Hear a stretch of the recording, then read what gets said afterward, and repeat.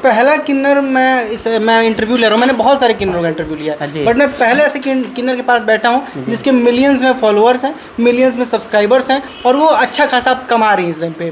तो ये कब से दिल दिमाग में आया कि हमें किन्नर होके, मैं ज़्यादातर किन्नर को देखता हूँ 99% वो ताली बजाते हैं, ढोलक पे नाचते वास्ते हैं और ये मतलब ये बधाइयाँ गाते हैं और मांगते फिरते हैं, ट्रेनों में मांगते फिरते हैं। लेकिन आप मुझे नहीं दिखी हैं ऐसे करते हुए। आप एक चैनल बनाती है, चैनल पे काम करते हो और ऐसे पैसा कमाते हैं, एक इज्जत रूपी तरीके से काम करके पैसा कमाती हैं। कब दिमाग में है कि ऐसा हमको करना चाहिए? देखिए कोई ज़रूरी नहीं है कि गोबर में जो गोबरौरा होते हैं वो गोबर में ही रहें, ठीक।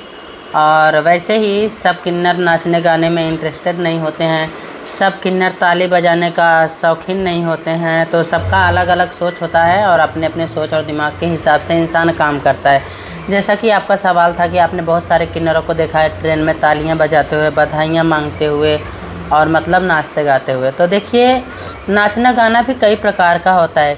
एक नाच गाना वो हो गया जो इंसान अपना सट्टा बुक करके जाता है, डांस प्रोग्राम करता है, स्टेज पे प्रोग्राम करता है या फिर बैंड पार्टी में प्रोग्राम करता है, सारा दिन रात मेहनत करता है, तब जाकर उसको सट्टा के मुताबिक उसको मतलब उसके मेहनत के अनुसार उसे पैसा मिलता है।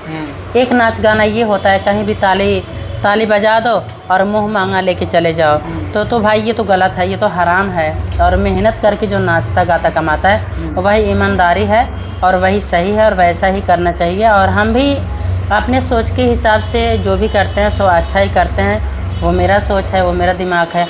आगे पब्लिक और जनता क्या समझती है भाई, वो तो किन्नरों में दो किस्म के किन्नर होते हैं, एक पुरुष वाले में होते हैं जिसको पुरुषों में फीलिंग होती है और एक महिलाओं में फीलिंग होती है। दोनों में से आप किस तरफ के हैं?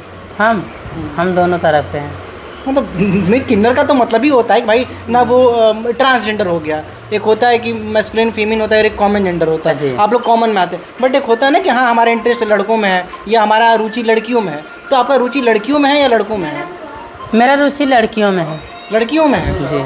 तो आप तो बिल्कुल लड़कियों की तरह खूबहू हैं, साड़ी पहनी है, ये नथुनी मांग टीका या जो भी लगाए हुए हैं। तो जब मांग टीका तो नहीं लगाई हूँ, मतलब मुझे इतना आइडिया नहीं है। जैसे मंगलसूत्र किसके नाम का रंजना किन्नर पहनते हैं? ये हम लोग अपने गुरु का नाम का पहनते हैं। गुरु के नाम का?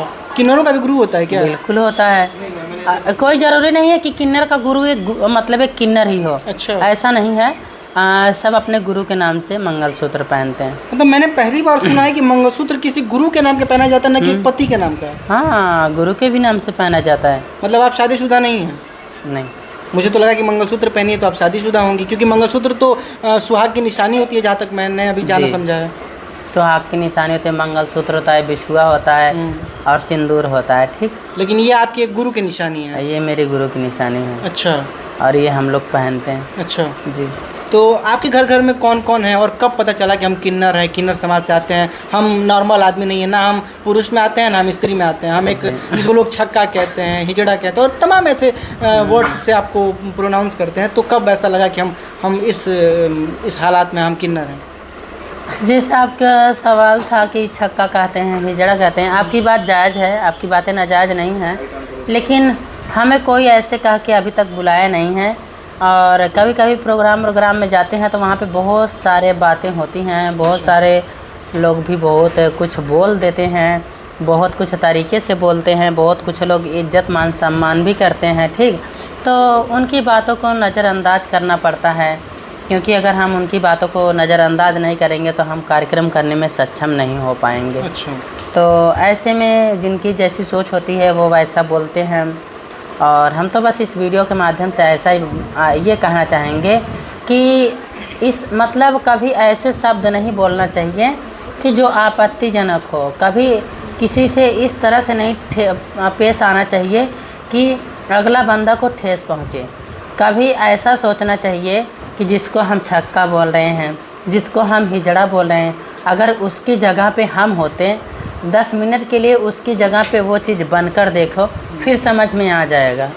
तो ये तो रहा पहले सवाल का उत्तर। दूसरे सवाल हमने जो पूछा कि कब पता लगा कि हम छक्का हैं या हिजड़ा हैं या किन्नर जो भी बोले, कब ऐसा दिमाग को ऐसा हुआ कि हाँ यार हम इस कास्ट से आते हैं?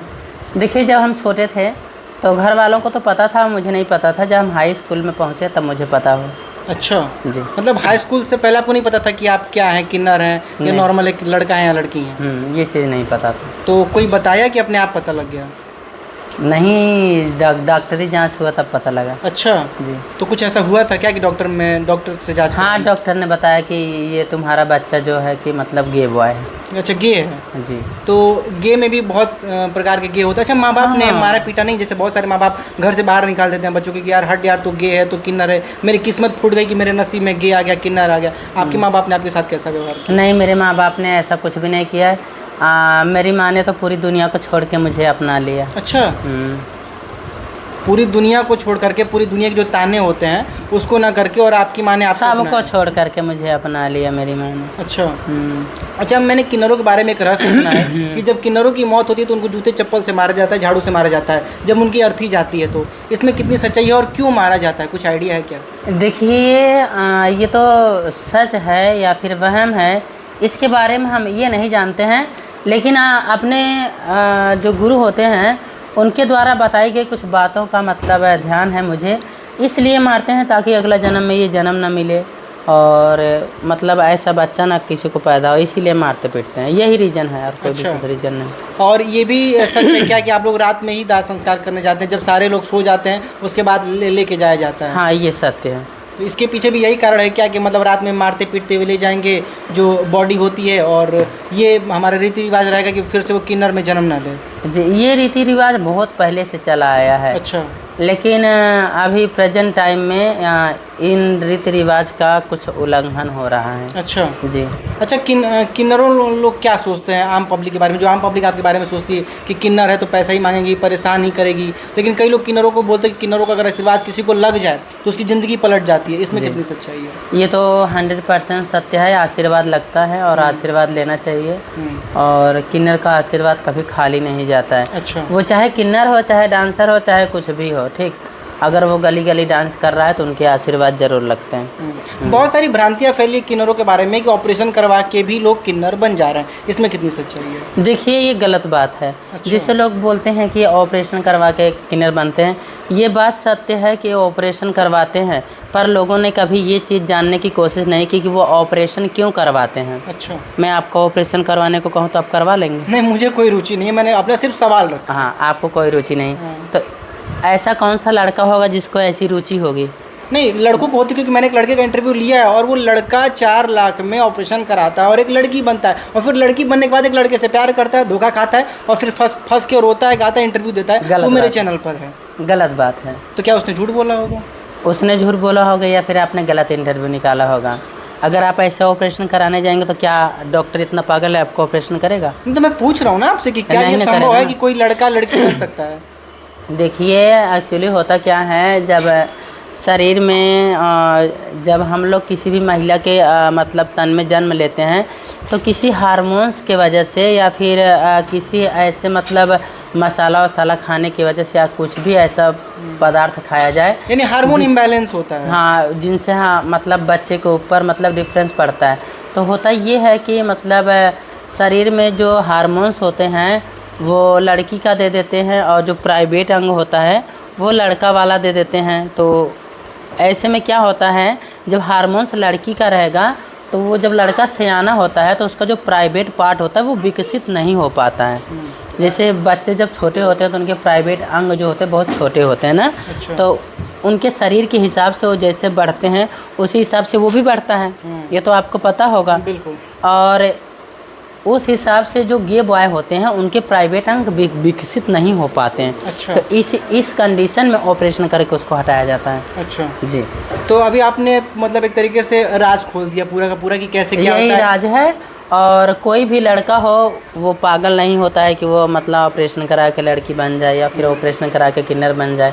देखिए, हम मानते हैं, चलो एक तरफा अगर हम मान भी लिए कि वो लड़का है उसने ऑपरेशन करा लिया, एक चीज़ को ऑपरेशन कराने से हर एक जगह फ़र्क नहीं पड़ने वाला है। अच्छा। कितना भी लड़का है, कितना भी ऑपरेशन करा लिया, उसका दाढ़ी मूंछ नहीं छिपने वाला अच्छा, है। आपने कहा कि आप लड़का है लड़की नहीं है, ठीक है, आपने कहा ना, लेकिन आपके, मैं उस तरीके से नहीं बोलूँगा, लेकिन जो चीज़ें हैं आपके अंदर वो लड़कियों वाली ही हैं, जहाँ तक अभी दिख रहा है। अब मैं अंदर तक नहीं जाऊंगा क्योंकि जनता भी है और एक सम्मानजनक ढंग से। जी। तो आपने फिर कैसे आप लड़की बने? फिर इसका मतलब आप ऑपरेशन करवाए होंगे? हाँ, बिल्कुल करवाए हैं। तो अभी तो आपने बोला कि ऑपरेशन सफल नहीं होता है, एक लड़का लड़की नहीं बन सकता है। वो चीज़ नहीं है, मैंने आपको विस्तार से समझाया, आप समझ नहीं पाए मेरी बातों को। अच्छा, आप ऑपरेशन कराए हैं क्या? हाँ।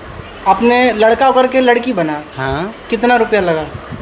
ये नहीं बता सकती मैं। फिर भी एक अप्रोक्सीमेट लाख 2 लाख? ये मेरे नियम के खिलाफ है हमारे। मतलब लाखों में लगा कि हज़ारों में लगा?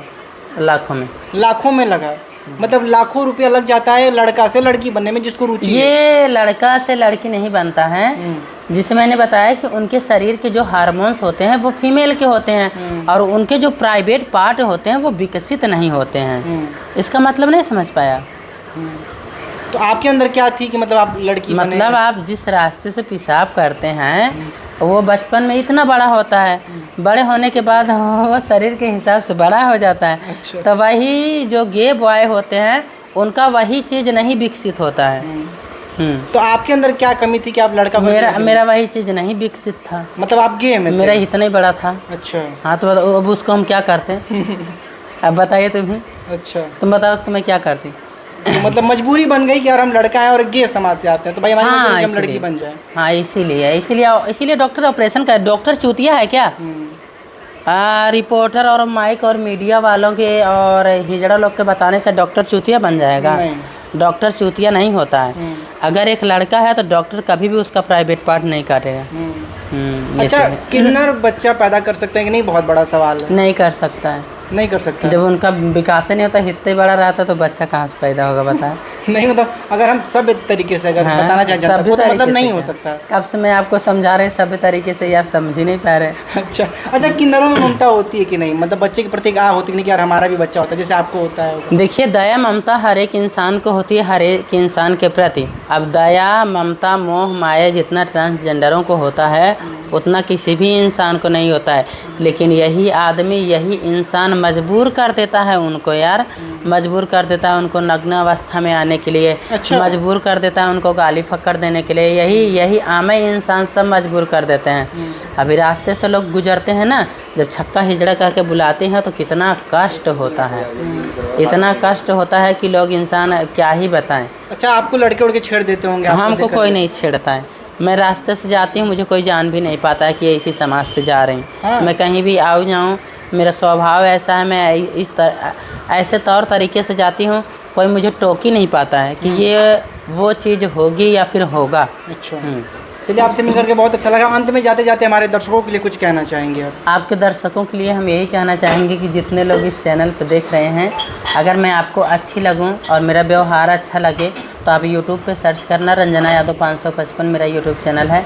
आप लोग वहाँ जाना, मेरे चैनल को सब्सक्राइब कर लेना और ढेर सारा प्यार दुलार आशीर्वाद देना। चलिए, रंजना जी का व्यवहार वास्तव में बहुत ही अच्छा है और अगर आप इनको देखना और सुनना पसंद करते हैं, यूनिक न्यूज़ और मैं हूँ आपके साथ सुमित श्रीवास्तव। दोस्तों, अभी हमारे फ्रेम में जिस चेहरे को देख रहे हैं ये चेहरा किसी पहचान की मोहताज नहीं है, बट फिर भी अगर कुछ लोग इनको नहीं जानते हैं तो हम आपको बताते चले कि अभी हमारे साथ मशहूर किन्नर रंजना किन्नर। आज हम इनसे बात करेंगे और समझने का ये प्रयास करेंगे कि जो किन्नर होती हैं उनकी दैनिक जीवनचर्या कैसी होती है और उनका जो जीवन होता है वो काफ़ी रहस्यमय चीज़ों से भरा हुआ होता है। तो आज हम रंजना जी से जानने और समझने का प्रयास करेंगे कि क्या इनके जीवन में अभी तक हुआ है और ये जो चीज़ें करते हैं सोशल मीडिया पर इनकी जो फ़ैन फॉलोइंग है वो मिलियंस में है। आइए जानने और समझने का प्रयास करते हैं। बहुत बहुत स्वागत है जी। नमस्कार, जितने भी लोग इस चैनल में देख रहे हैं सभी का स्वागत है। और सबसे पहले ये कहेंगे हम कि जितने हमारे हिंदू भाई हैं सबको राम राम, मुस्लिम भाई हैं अस्सलाम वालेकुम, बौद्ध समाज से देख रहे हैं सबको जय भीम नमो बुद्धाय।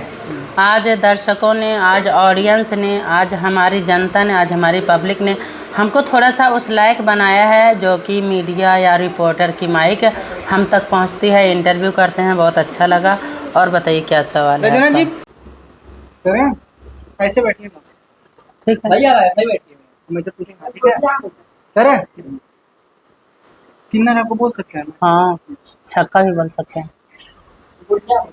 जी नमस्कार, आप देख रहे हैं